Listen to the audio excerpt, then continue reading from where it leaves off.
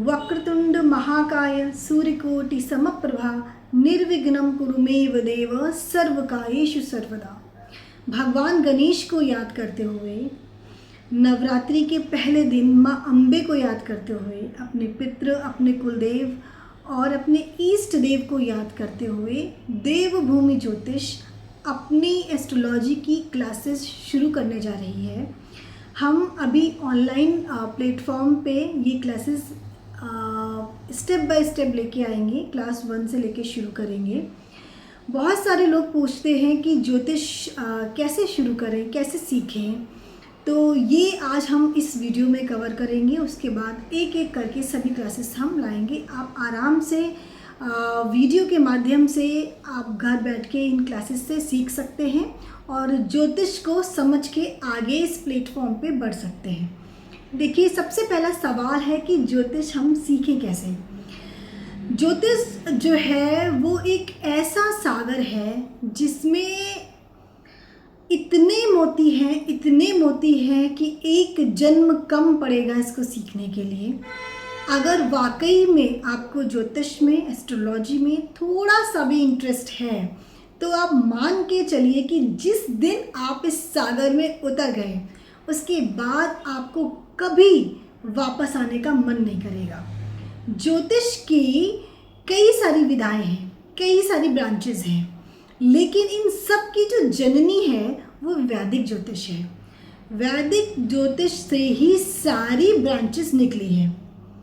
आज से बहुत वर्ष पहले ज्योतिष सीखना इतना आसान नहीं था, क्योंकि तब ज्योतिष में सॉफ्टवेयर्स नहीं थे, तो गणित का जो पार्ट था वो बहुत टफ था। तो उसको अब सॉफ्टवेयर्स ने बहुत सरल कर दिया गया है। देखिए, ज्योतिष के 2 पार्ट हैं, एक गणित का, एक फलित का। तो जो गणित वाला पार्ट है उसे आज सॉफ्टवेयर्स ने बिल्कुल आसान कर दिया है। हमारे पास ऐसे ऐप हैं, सॉफ्टवेयर्स हैं जिनसे हम इजीली बना बनाया चार्ट निकाल लेते हैं। उसके बाद काम रह जाता है फलित करने का, यानी कि प्रिडिक्शन देने का। तो प्रिडिक्शन देने के लिए जिन जिन चीज़ों की ज़रूरत पड़ती है, जो जो सीखना चाहिए, आज हम उनकी शुरुआत करेंगे। फलित ज्योतिष के लिए देखिए, जब भी हम जन्म कुंडली देखते हैं हमें 3 चीज़ें पता होनी चाहिए। शुरुआत जो है वो 3 चीज़ों से करते हैं। सबसे पहले जो है आते हैं नवग्रह, यानी कि हमारे 9 प्लैनेट्स, जैसे कि सूर्य, चंद्र, बुध, मंगल, शुक्र, बृहस्पति, शनि, राहु, केतु।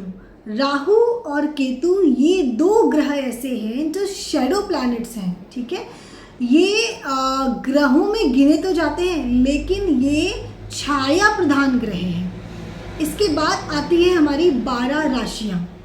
12 राशियाँ इस प्रकार है: मेष, वृषभ, मिथुन, कर्क, सिंह, कन्या, तुला, वृश्चिक, धनु, मकर, कुंभ, मीन। ये राशियाँ 1 से लेके 12 हैं और ये बिल्कुल हमें कंठस्थ होनी चाहिए, यानी कि हमें ये अच्छी तरह से याद होनी चाहिए। आगे चल के जब कोर्स बढ़ेगा तो इनके नाम से नहीं, इनके नंबर से बात होगी। जैसे 1 नंबर की राशि मेष है, एरीज है, 7 नंबर की राशि तुला है। इसी तरीके से नंबर से बात होगी और आपको बिल्कुल अच्छे से पता होना चाहिए कि कौन सी राशि कौन से नंबर पे आती है, किस राशि से पहले कौन सी राशि आती है, किस राशि के बाद कौन सी राशि आती है। तो ये 12 राशियाँ आपको अच्छी तरीके से पता होनी चाहिए। इसके बाद आते हैं 12 भाव। हमारे जो ऋषि मुनि हैं उन्होंने पूरे ब्रह्मांड को एक जन्म कुंडली में समाहित कर दिया है। जन्म कुंडली जो है वो 12 भावों में डिवाइड कर दी गई है।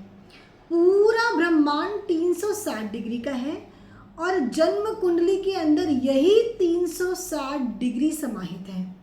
जब 360 डिग्री को हम 12 हिस्सों में डिवाइड करते हैं तो एक हिस्सा 30 डिग्री का बनता है, यानी कि 12 राशि।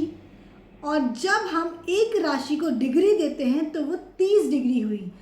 30 into 12 is equal to 360 degree. तो पूरा ब्रह्मांड हो गया समाहित एक जन्म कुंडली में।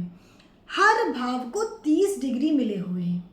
देखिए 9 ग्रह, 12 राशियां और 12 भाव, ये 3 चीज़ें कंठस्थ होनी चाहिए, इनके विषय में पूरी जानकारी होनी चाहिए। उसके बाद ये ज्योतिष सीखने की सीढ़ी जो है वो आगे बढ़ेगी। 9 ग्रह, 12 राशि एकदम लाइन से नंबर के साथ, उसके बाद 12 भाव जो हम आगे पढ़ेंगे वो बताए जाएंगे।